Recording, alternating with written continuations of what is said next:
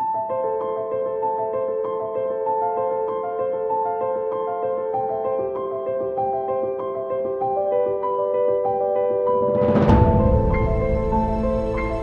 दर्शकबिन, पवित्र गार्डन्समा फेरि स्वागत छ हजुरहरूलाई।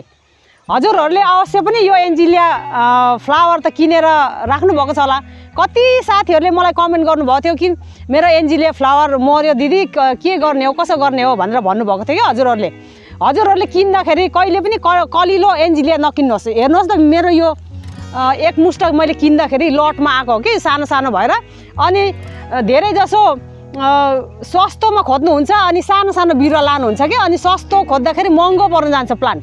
अनि हामीले प्लान्ट किन्दाखेरि अलिकति छिप्पेको किन्नुहोस् साथीहरू, कि यतिको हाइटमा, यसरी नै यो हाइटमा यसरी किन्नुहोस्।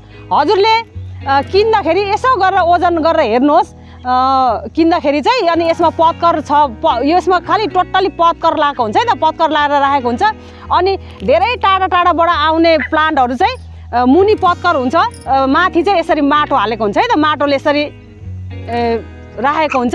अनि हजुरले लिएर चाहिँ अवश्य पनि एकदम रिपोर्टिङ गर्नुहोस् है त। एकदम पत्करको ठाउँमा माथिबाट, अब पत्कर त हल्का हुन्छ, यो फाक्लाक फुक्लुक जान्छ भनेर चाहिँ नर्सरीले चाहिँ माथिबाट माटो हालेर उयो गरिदिएको हुन्छ, टाइट बनाइदिएको हुन्छ के।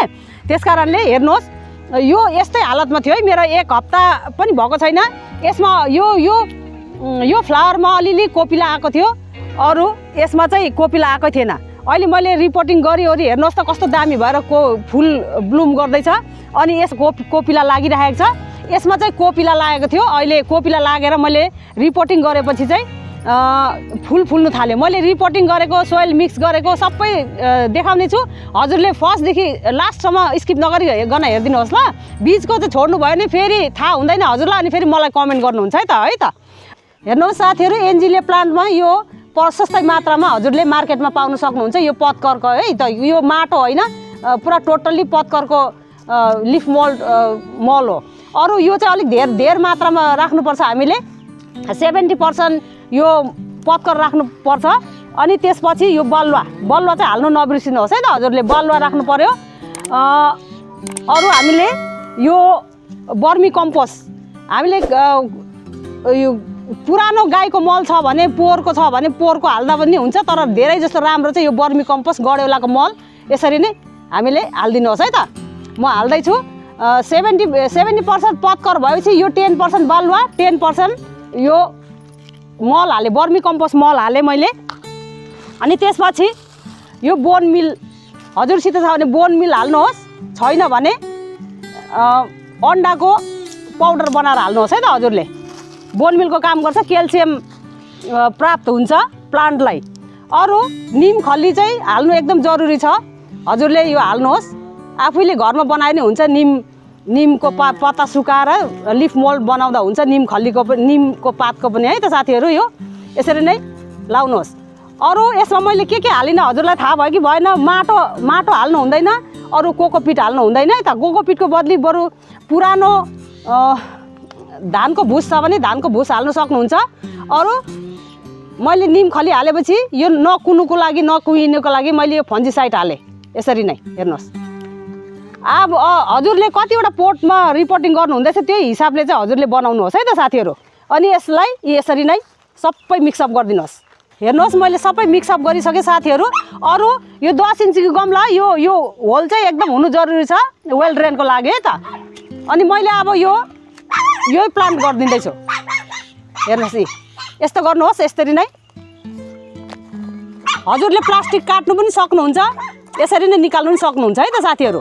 अरू यो जरालाई डिस्टर्ब नगरिकन अलिअलि हेरेर चाहिँ कस्तो सिचुएसनमा छ त्यो हेरेर चाहिँ हामीले यसरी पुरा पत्करमा राखेको हुन्छ। हेर्नुहोस्, जरा पनि तल आइसकेको छैन। अनि यसै गरी स्वाई यो आफ्नो यो मल माटो यो मिक्सअप यो सबै लगाइदिनुहोस् यसरी नै। यतिको लगाएपछि अनि यसलाई यो केही डिस्टर्ब नगरिकन यसरी नै टक्रक्क राखिदिनुहोस्। अनि यसरी नै पानी हाल्नु चाहिँ नबिर्सिनुहोस् है साथीहरू। मैले यसमा कोकोपिट र माटो मात्रै हालेको छुइनँ। कोकोपिट र माटो चाहिँ, कोकोपिटले चाहिँ पानी एकदम होल्ड गरेर राख्छ अनि जरा कुन्छ के साथीहरू। अनि त्यही भएर माटो पनि मन पराउँदैन। यो प्लान्टले एकदम पत्करमा यो त रुखको मुनि एकदम उसमा छानेर आउने घामको ठाउँमा हुने हो नि त, एकदम जाडो ठाउँमा। त्यस कारणले म अरू पनि अब हजुरलाई देखाउने छु सबै रेडी गरेर है त साथीहरू। हेर्नुहोस् साथीहरू, मैले अघि यो रिपोर्टिङ गरेको चाहिँ अलिक नयाँ हालेको रहेछ पोली ब्यागमा, अनि पुरानो चाहिँ यस्तो हुन्छ। यसरी चाहिँ सुक्खा हुनु नदिनुहोस् है त। मैले अघि नै भने नि हजुरलाई, यो कपालको केसरा जस्तो पातला पातला हुन्छ यसको जरा भनेर यो अलिअलि यसरी खोर्सिदिनुहोस्। अनि यस्तो सुक्खा राख्नु हुँदैन के, त्यही भएर मर्ने गर्छ। अनि दलदली पनि नहोस् सुक्खा पनि नहोस् भनेको कारण यही हो।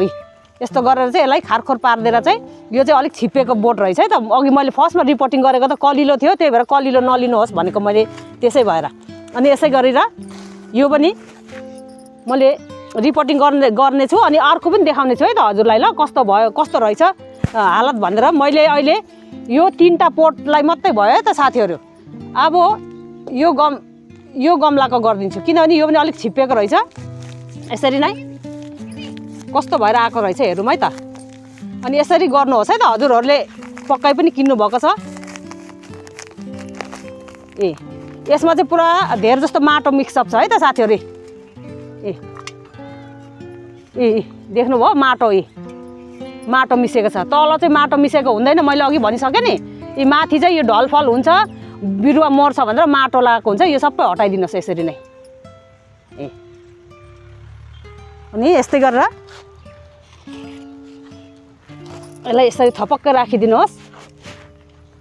अनि यस्तो पुरानो फुलेको फुललाई यसरी निकालिदिनुहोस्। यो बिउ बनाउनु लाग्छ, फुल्दैन के, त्यस कारणले निकालिदिनुहोस्।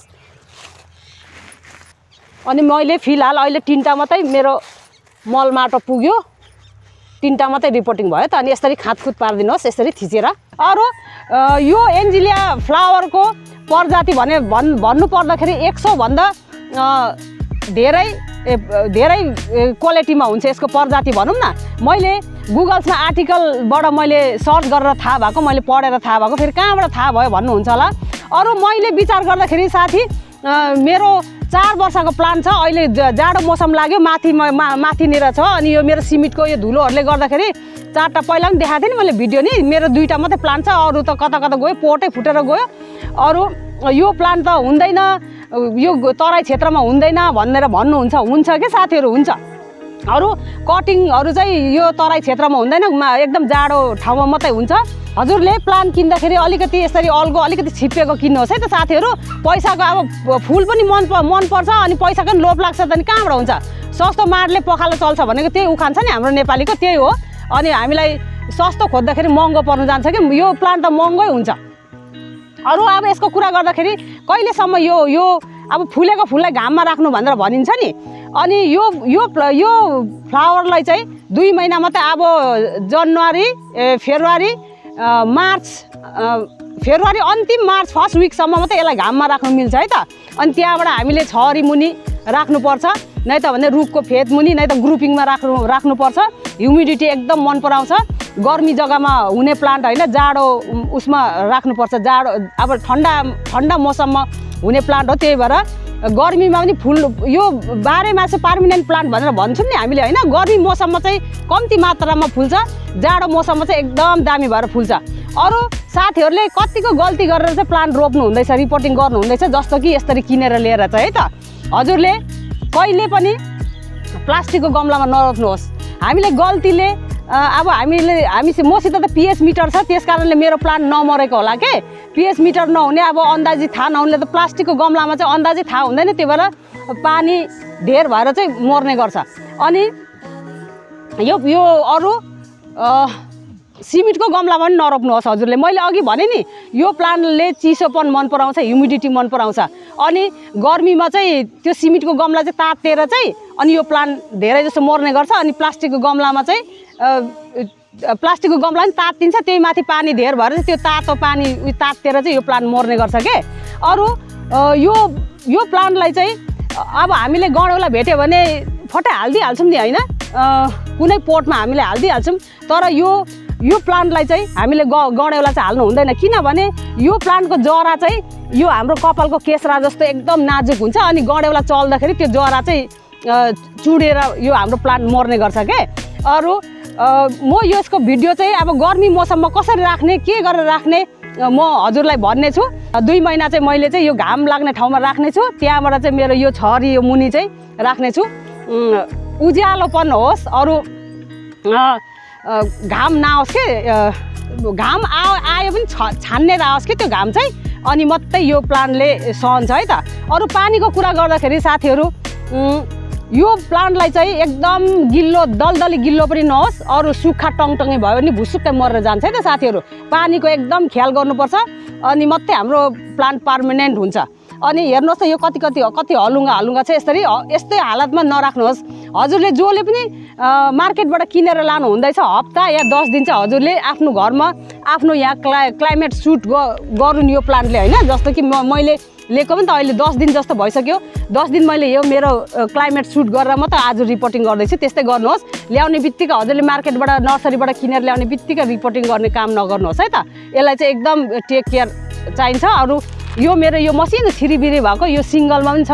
सिङ्गल भएको त धेरै फुल्छ, डबलमा चाहिँ यो सिङ्गल जस्तो त्यति फुल्दैन। अनि यो सिङ्गल हो मेरो, अरू चाहिँ सबै डबलमा छ। अनि यो मेरो वाइटमा छ। वाइटमा चाहिँ भर्खर कोपिला निस्किँदैछ। अरू मेरो यो रेड कलर, अरू गुलाबीमा पनि अरू कलर्सको छ। अनि मेरो मदर प्लान्टको लागि मैले रोप्दैछु। मैले एउटा कुरा बिर्सेँ साथीहरू, हजुरले यो प्लान्ट हेर्नुहोस्। यो प्लान्ट सानो छ होइन। म गमलाको साइजको कुरा गर्छु। मैले कस्तो गमलामा हाल्नु भनेर पनि भनिसकेँ। गमलाको साइज कुरा गर्दाखेरि हजुरले 10 इन्चीको गमला दिनुहोस्, चाहे 8 इन्चीको गमला दिनुहोस्। हामीले यो प्लान्टभन्दा ठुलो गमला दियो भने पानी ओभर उयो पानी भएर चाहिँ हाम्रो प्लान्ट मर्ने गर्छ है त साथीहरू। हेर्नुहोस्, यो मेरो यो प्लान्ट अनुसार मैले 10 इन्चीको गमला दिएको छु। हजुरले 8 इन्ची पनि दिनु सक्नुहुन्छ, 9 इन्ची पनि दिनु सक्नुहुन्छ। अरू प्रुनिङको कुरा गर्छु म। प्रुनिङ गर्दाखेरि यसलाई कटिङ गरेर चाहिँ बुस्सी बनाउनुको लागि चाहिँ हजुरले यो सालमा किनेर लिएर चाहिँ यही सालमा कहिले पनि कदापि हजुरले कटिङ गरेर नगर्नुहोस्। यसलाई छिपिनु दिनुपर्छ कमसेकम पनि 2 साल। यो साल लिएर अर्को साल मात्रै हामीले यो कटिङ गरेर चाहिँ यसलाई बुस्सी बनाउनु सकिन्छ। कलिलोमा हामीले यो त कलिलै हो नि त होइन त, त्यति मेच्योर भइसकेको छैन नि त। त्यस कारणले चाहिँ यो कलिलो भएपछि हामीले प्रुनिङ गर्नु हुँदैन। यसलाई कटिङ माथिबाट हाँगाउ गर्नु छुटाएर फ्याँक्नु हुँदैन। अनि यसलाई चाहिँ यो सालमा किनेपछि अर्को सालमा मात्रै गर्ने, त्यतिखेर म भन्ने छु है त साथीहरू कतिखेर प्रुनिङ गर्ने टाइम भनेर। त्यो पनि भिडियो बनाउने छु। अरू यो अब गर्मी लागेपछि कसरी राख्ने, यसलाई कस्तो लोकेसनमा राख्ने, कसरी यसलाई केयर गर्ने, त्यसको बारेमा पनि म भिडियो बनाउँछु। अहिले फिलहाल मैले सोइल मिक्सहरू, लोकेसन, गमला सबैको बारेमा भनिसकेँ। कस्तो लाग्यो मलाई कमेन्ट लेखी पठाउनुहोस्। नयाँ मेरो साथीहरू जुड्नु भएको छ भने जुडिवरी बेल बटनलाई प्रेस गरिदिनुहोस्, सब्सक्राइब गरिदिनुहोस् है त साथीहरू। अरू मन पऱ्यो भने लाइक गर्नुहोस्। मनमा के खुल्दिने लाग्यो त्यही अनुसारले मलाई कमेन्ट लेखी पठाउनुहोस्, म रिप्लाई दिनेछु। अनि हजुरले एकदम अमूल्य समय निकालेर हेरिदिनु भएकोमा एकदम थ्याङ्क यू भेरी मच भन्नु चाहन्छु। अहिले भिडियो गर्दा यहीँ समाप्त गर्नु चाहेँ। अहिलेको लागि तपाईँको दिदी बिदा लिन चाहन्छु। हस्त नमस्कार, बाई बाई।